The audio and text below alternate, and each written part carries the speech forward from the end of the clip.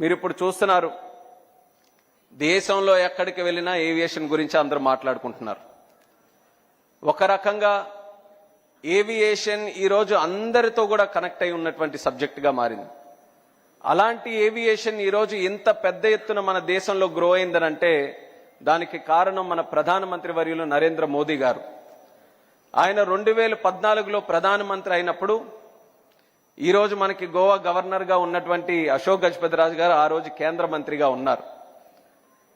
వాళ్ళిద్దరూ కలిసి ఆలోచించి ఆ రోజు ఒక పునాది వేసి ఏవియేషన్కి గత 10 సంవత్సరాలుగా ప్రతి సంవత్సరం 12% గ్రోత్ రేట్తో ఎదిగినటువంటి ఏకైక సెక్టర్ మన దేశంలో ఏవియేషన్ సెక్టర్ అని అంటే దానికి ఆ రోజు పునాది వేసినటువంటి అశోక్ గజపతి రాజు గారికి కూడా ఎంతో క్రెడిట్ చెందుతుందని కూడా ఈ సందర్భంగా తెలియజేస్తున్నాను. ఇప్పటికీ కూడా మా ఏవియేషన్ శాఖలో ఏదైనా ఒక మంచి కార్యక్రమం గురించి ఈరోజు కూడా చెప్పాలనంటే దాని పేజీలు చరిత్ర తిరగరాసి చూస్తే అందులో అశోక్ గజపతి రాజు గారి తాలూకా పాత్ర స్పష్టంగా ఈ రోజు వరకు కూడా కనిపిస్తుంది. అంత గొప్ప ఆలోచనలతో ఆ రోజు పునాది వేసినందుకు ఇప్పుడు శ్రీనివాసరావు గారు చెప్పినట్టు ఏవియేషన్ ఏదో ఒక వర్గానికో ఒక సెక్టర్కో లేకపోతే ఒక ఎలీట్కో ఒక లగ్జరీ ఐదులోగా లేకుండా ప్రతి ఒక్కరూ ఒక సాధారణమైనటువంటి వ్యక్తి కూడా ఈరోజు ఏవియేషన్లో ఎయిర్ క్రాఫ్ట్లో ప్రయాణించేటటువంటి స్థాయికి మన భారతదేశం ఈరోజు ఎదిగింది. ఇలాగే ఎదగబోతుంది కూడా. ఈరోజు సుమారు మన దేశంలో 800 ఎయిర్ క్రాఫ్ట్లు ఉన్నాయి. మన భారతదేశం ఆర్డర్స్ ఈరోజు చూసుకుంటే మరొక 1700 ఎయిర్ క్రాఫ్ట్లు ఆర్డర్స్ పెట్టి ఉన్నారు. అంటే ఎంత డిమాండ్ మన దేశంలో ఏవియేషన్కి సంబంధించి ఉందో ప్రతి ఒక్కరు కూడా గమనించాలి. అలాగే మరొక 20 సంవత్సరాల్లో 800 ఎయిర్ క్రాఫ్ట్లు కాస్త 3000 ఎయిర్ క్రాఫ్ట్ల వరకు కూడా వెళ్ళబోతున్నాయి. ప్రతి ఎయిర్ క్రాఫ్ట్ కి డైరెక్ట్ గానో ఇండైరెక్ట్ గానో ఒక 100 రకాలైనటువంటి ఉద్యోగాలు క్రియేట్ అవుతున్నాయి. ఆ 100 రకాల ఉద్యోగాల్లో అనేక రకాలైనటువంటి స్కిల్ సెట్ ఉంటుంది. అలాంటి స్కిల్ సెట్ కోసం ఈరోజు మనం చూసుకుంటే కొంతమంది బయట దేశాలకు వెళ్ళి ఆ స్కిల్స్ నేర్చుకొని ట్రైనింగ్ పొంది లేకపోతే ఆ కోర్సులు నేర్చుకొని మళ్ళీ తిరిగి వచ్చి భారతదేశంలో పనిచేస్తున్నారు. అలాంటి ఆ యొక్క గ్యాప్ ఏదైతే ఉందో అది మన నారా చంద్రబాబు నాయుడు గారు గమనించి ఎందుకు మన దగ్గరే ఆ స్కిల్ సెట్ కానీ ఆ ట్రైనింగ్ కానీ ఆ యూనివర్సిటీలు కానీ మన దగ్గర ఉండకూడదని ఒక మంచి ఆలోచనతో మన ఉత్తరాంధ్ర ప్రాంతంలో ఈరోజు ఏవియేషన్, డిఫెన్స్ అలాగే ఏరోస్పేస్ కి సంబంధించి ఎడ్యూసిటీ ఆ ఆలోచన చంద్రబాబు నాయుడు గారు మొట్టమొదటగా ఆలోచించి అది ముందుకు పెట్టడం జరిగింది. నేను కూడా మినిస్టర్ అయిన తర్వాత చాలా ఉత్సాహంగా మన ప్రాంతానికి మన రాష్ట్రానికి ఏదో ఒకటి చేయాలన్న ఆలోచనతో మొత్తం స్టడీ చేసినప్పుడు ఇది ఎప్పుడైతే అబ్జర్వ్ చేశానో వెంటనే చంద్రబాబు నాయుడు గారి దగ్గరికి వెళ్ళి చెప్దాం, ఈ యొక్క యూనివర్సిటీ పెడితే మన బాగుంటుంది. దేశంలో కూడా ఒకే యూనివర్సిటీ, అది కూడా ఉత్తరప్రదేశ్లో ఉంది. మన దక్షిణ భారతదేశంలో ఎక్కడా కూడా లేదు. ఇది కానీ మనం ఈరోజు పొటెన్షియల్ ట్యాప్ చేసుకుంటే భవిష్యత్తులో ఇంకా ఎన్నో కార్యక్రమాలు చేయొచ్చని చాలా ఆసక్తితో ఆయన దగ్గరికి వెళ్ళి రివ్యూ మీటింగ్లో కూర్చున్న తర్వాత ఇంకా రివ్యూ మీటింగ్ మొదలే కాలేదు, నేను ఏ మాట మాట్లాడలేదు. ఆయనే ముందుగా మొత్తం అంతా సినాప్సిస్ ఇచ్చి మన ఆంధ్రప్రదేశ్ రాష్ట్రంలో ఏవియేషన్ సెక్టర్ మరింత అభివృద్ధి చెందాలి, దానికి సంబంధించి విశాఖపట్నంలో ఎట్టి పరిస్థితుల్లో మనం ఏవియేషన్ యూనివర్సిటీ మొదలు పెట్టాలని నేను చెప్పే లోపలే ఆయన నాకు చెప్పడం జరిగింది. అంటే చంద్రబాబు నాయుడు గారి తాలూకా ఆలోచనలు ఏ రకంగా పనిచేస్తాయనడానికి అదొక ప్రత్యేకమైనటువంటి ఉదాహరణ. అగ్రికల్చర్ కానీ, సోషల్ వెల్ఫేర్ కానీ, లేకపోతే ఇన్ఫ్రాస్ట్రక్చర్ డెవలప్మెంట్ కానీ ఇవన్నీ కూడా తరచూ వచ్చేటటువంటి సబ్జెక్ట్స్ అందులో ముందంజలో ఉండడం అనేది సర్వసాధారణం. ఏవియేషన్ అనేది ఒక ఫ్యూచరిస్టిక్ సబ్జెక్ట్. అది ఏవియేషన్లో అప్ టు డేట్గా ఉండాలి. ఏవియేషన్లో 20 ఇయర్స్లో 30 ఇయర్స్లో 40 ఇయర్స్లో ఏం జరుగుతుందనడానికి చాలా లోతుగా ఈ సబ్జెక్ట్ చదివితే గానీ అవన్నీ కూడా తెలియవు.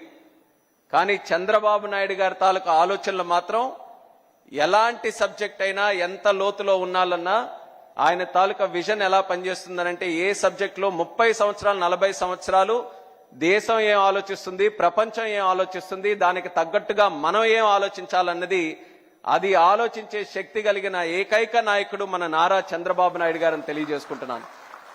అలాంటి ఆలోచన ద్వారా పుట్టినటువంటి ఎడ్యూసిటీకి మన ఉత్తరాంధ్ర కేంద్రంగా పెట్టుకున్నాం. భోగాపురం ఎయిర్పోర్ట్ నిర్మిస్తున్నాం, చాలా అందంగా వస్తుంది. అతి త్వరలోనే దాన్ని ప్రారంభోత్సవం కూడా చేసుకోబోతున్నాం. మరొక నెల రోజుల్లో వ్యాలిడేషన్ ఫ్లైట్ కూడా అక్కడ స్టార్ట్ చేయబోతున్నాం. దానితో పాటు జూన్ మాసానికి పెట్టుకున్నాం. కానీ నేను మళ్ళీ చెప్పాను, వీలైతే ఇంకో నెల ముందే ఆ ఎయిర్పోర్ట్ను కూడా ప్రారంభించాలని రాజుగారికి కూడా ఈ సందర్భంగా మరొకసారి గుర్తు చేస్తున్నాను. అలాగే దానితో పాటు ఒక ఎడ్యుకేషన్కి సంబంధించి ఒక యూనివర్సిటీ ఏర్పాటు చేయాలని ముందు మనకున్న ఆలోచన. కానీ ఆలోచనలో అందరూ కూడా సమిష్టిగా దాని మీద మంతన చేసిన తర్వాత ముఖ్యంగా లోకేష్ అన్న గారు దాంట్లో ఇన్వాల్వ్ అయ్యి యూనివర్సిటీ అనంటే కేవలం ఒక్క సెట్ ఆఫ్ స్కిల్సే మనం చేయగలమేమో, ఈ యొక్క యూనివర్సిటీ కేవలం మన ఉత్తరాంధ్రకు భారతదేశానికో సంబంధించినటువంటి కేంద్రంగా ఉండకూడదు, ప్రపంచంలో ఉన్న యూనివర్సిటీలకు అన్నిటికీ ద బెస్ట్గా ఇక్కడ తయారు చేయాలని ఎప్పుడైతే ఆ ఆలోచన లోకేష్ అన్న గారు జోడించారో యూనివర్సిటీని కాస్త ఎడ్యూసిటీగా మార్చాం. ఎడ్యూసిటీ తాలూకా ప్రత్యేకత ఏంటంటే అందులో ఎన్ని యూనివర్సిటీలైనా మనకు పెట్టేటటువంటి సామర్థ్యం మనం కల్పించబోతున్నాం. ఏ దేశంలో ఉన్నటువంటి బెస్ట్ యూనివర్సిటీ అయినా, ఇది ఆయన కూడా చెప్తారు, ఆ టాస్క్ మళ్ళీ నాకే అప్పచెప్తారు, ముందే నేను చెప్తున్నాను. అమెరికాలో కానీ, యూకేలో కానీ, ఆస్ట్రేలియాలో కానీ ఎక్కడెక్కడైతే ఏవియేషన్కి సంబంధించినటువంటి బెస్ట్ యూనివర్సిటీలు, బెస్ట్ కాలేజెస్ ఏవైతే ఉన్నాయో వాటన్నిటికీ కూడా ఈ ఎడ్యుసిటీ ఒక కేంద్రంగా మారాలి, ఒక వేదికగా మారాలనే ప్రయత్నంతో రేపు రాబోతున్న రోజుల్లో మనం కృషి చేయబోతున్నాం. ఇందాకే నేను చెప్పాను ఎంత డిమాండ్ మనం క్రియేట్ చేస్తున్నామని భారతదేశంలో. అయితే ఈ యొక్క యూనివర్సిటీ ఎడ్యుసిటీలో చదివేటటువంటి వ్యక్తులు కేవలం మన డొమెస్టిక్ డిమాండ్కి సంబంధించిన వాళ్ళే కాదు, ప్రపంచంలో కూడా ఎక్కడైనా పనిచేసేటటువంటి సామర్థ్యం వాళ్ళకి కల్పించాలనేది మన ఆలోచన. ఇందులో వెనకున్నటువంటి ఆలోచన, మనం ఎప్పుడు కూడా ఉత్తరాంధ్ర ప్రాంతం నుంచి పని కోసం బయటికి వెళ్లే రోజుల నుంచి ఇక్కడ పని కోసం వెతుక్కుంటూ, ట్రైనింగ్ కోసం వెతుక్కుంటూ, స్కిల్లింగ్ కోసం వెతుక్కుంటూ మన ఉత్తరాంధ్ర ప్రాంతం వచ్చే విధంగా రేపు ఈ యొక్క విశాఖపట్నం మన తాలూకా ఉత్తరాంధ్ర ప్రాంతం తయారవబోతుందని తెలియజేసుకుంటున్నాను. అలాగే ఈ స్థాయి వరకు ఇది వచ్చిందనంటే దానికి ప్రత్యేక ధన్యవాదాలు అశోక్ గజపతి రాజు గారికి, మాన్సాస్ ట్రస్ట్కి, అదితి అక్క గారికి, వాళ్ళందరికీ కూడా తెలియజేయాలి. జనరేషన్స్గా వాళ్ళ తాలూకా కుటుంబం మన ఉత్తరాంధ్ర ప్రాంతానికి చేసినటువంటి కార్యక్రమాలు మనం ఎప్పటికీ కూడా మర్చిపోలేం. ఈరోజు ఉత్తరాంధ్రలో ఎన్ని కుటుంబాలు మన ఉమ్మడి 3 జిల్లాల్లో ఉన్నాయో ప్రతి ఒక్కరూ ప్రత్యక్షంగా కానీ పరోక్షంగా కానీ వాళ్ళ తాలూకా సహకారం పొందిన వాళ్ళే, వాళ్ళ ద్వారా ఇన్ఫ్లుయెన్స్ అయిన వాళ్ళే, వాళ్ళ ద్వారా ఎన్నో విషయాలు నేర్చుకొని జీవితంలో పైకి వచ్చినటువంటి వారే. ఇది వాస్తవమైనటువంటి విషయం. ఎవరు ఒప్పుకున్నా లేకపోయినా సరే మన ఉత్తరాంధ్రలో ఒక రకంగా పూసపాటి అనేటటువంటి కుటుంబం ఉండడం మనం చేసుకున్నటువంటి అదృష్టం అనేది కూడా సభాముఖంగా తెలియజేసుకుంటున్నాను.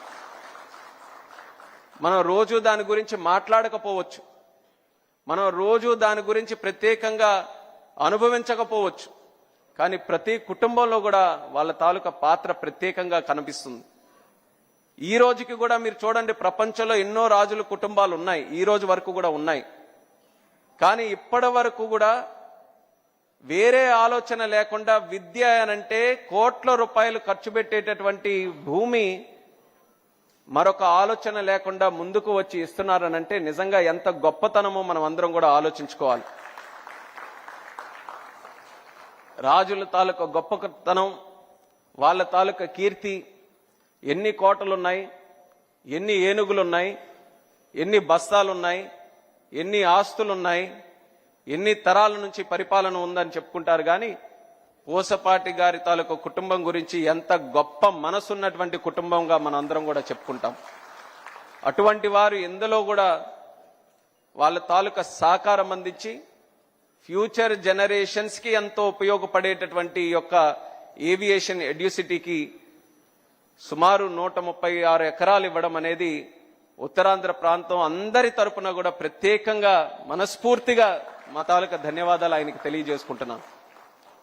అలాగే ఒక పక్కన వాళ్ళ కుటుంబం, మరొక పక్కన జిఎంఆర్ గారు, ఆయన కూడా మన ఉత్తరాంధ్ర ప్రోడక్ట్. ఒక సాధారణమైనటువంటి కుటుంబం నుంచి అంచెలంచెలుగా ఒక ఆంట్రప్రెన్యూర్గా ఎదిగి ఈరోజు భారతదేశంలోనే ఒక ప్రఖ్యాతి చెందినటువంటి ఒక వ్యాపారవేత్తగా ఎదిగి మన ప్రాంతానికి కూడా ఎంతో గర్వం, గౌరవం తీసుకొని వచ్చినటువంటి వ్యక్తి. ఈ 2 బ్రాండ్స్ కూడా కలిసి, మాన్సాస్ అలాగే జిఎంఆర్, ఇద్దరు కూడా ఎంతో విలువలకి, ఆ హ్యూమన్ టచ్కి వీటన్నిటికీ కూడా చాలా ప్రాధాన్యత ఇచ్చినటువంటి బ్రాండ్స్ ఈ రెండు కూడా.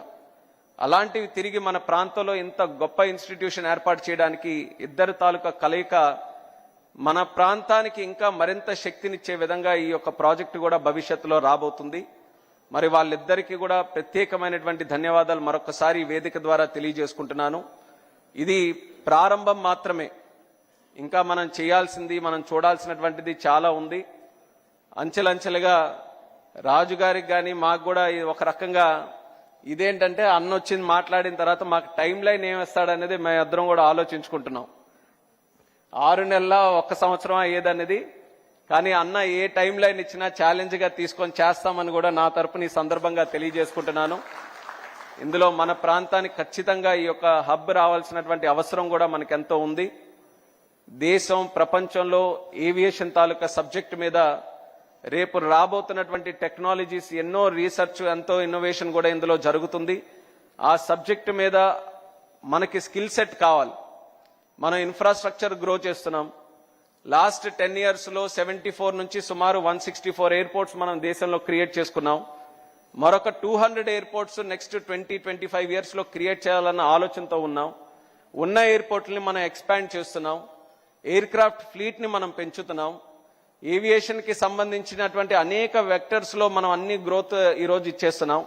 ఇంత ఇన్ఫ్రాస్ట్రక్చర్ క్రియేట్ చేసిన తర్వాత అవసరమైనటువంటిది ఏంటంటే స్కిల్ ఉన్నటువంటి జనాభా కావాలి, అందులో పనిచేసే వ్యక్తులు కావాలి. అది జరగాలనంటే అంత కెపాసిటీతో మనం ట్రైనింగ్ చేయించుకోవాలి. ఈరోజు మినిస్టర్గా వాస్తవంగా చెప్తున్నాను, ట్రైనింగ్ కెపాసిటీ ఇంకా మెరుగుపడాల్సినటువంటి అవసరం మన దేశంలో ఉంది. ఈరోజు ఆంధ్రప్రదేశ్ రాష్ట్రం అది లీడ్ తీసుకొని ఈ యొక్క కేంద్రం పెట్టడం వల్ల ఈ రోజు ఉన్నటువంటి డిమాండే కాకుండా రేపు రాబోతున్నటువంటి డిమాండ్కి కూడా అడ్రస్ చేయడానికి ఇది చాలా చక్కగా ఉపయోగపడుతుందని నేను కూడా నమ్ముతున్నాను. అందరం కూడా కలిసికట్టుగా ఇది ప్రపంచంలోనే ఒక ఉన్నతమైనటువంటి ఒక ఏవియేషన్కి సంబంధించిన ఎడ్యూసిటీగా తయారు చేయడానికి మేమందరం కూడా దీనికి సంబంధించి కృషి చేస్తామని తెలియజేసుకుంటూ, ఈరోజు పార్లమెంట్ ఉన్నా సరే ఇది ఒక గొప్ప కార్యక్రమం. ఇది ఎట్టి పరిస్థితుల్లో దీన్ని అటెండ్ అవ్వాలని కొంత సమయం తీసుకొని ఈరోజు ఇక్కడికి వచ్చి ఇది అటెండ్ అవుతున్నాను. ఇది అయిన వెంటనే మళ్ళీ పార్లమెంట్కి కూడా వెళ్ళి అటెండ్ అవ్వాలి. కానీ ఇది ఎప్పటికైనా సరే ఒక ఉత్తరాంధ్రలో ఒక ప్రముఖమైనటువంటి ఆర్గనైజేషన్గా, ఒక సంస్థగా ఖచ్చితంగా ఇది ఉండిపోతుంది. ఆ నమ్మకంతో అందరూ కూడా దీనికి సంబంధించి ఏ అవకాశం ఉన్నా అందరూ కూడా అసోసియేట్ అయి మీ తాలూకా ఆశీస్సులు, మీ తాలూకా సహకారం ఎల్లప్పుడూ కూడా ఈ ఎడ్యూసిటీకి అందించాలని మరొకసారి ఈ సందర్భంగా కోరుకుంటూ, అందరూ కూడా ఇందులో విచ్చేసి పాల్గొన్నందుకు ప్రత్యేక ధన్యవాదాలు తెలియజేస్తూ మీ అందరి దగ్గర సెలవు తీసుకుంటున్నాను. Thank you.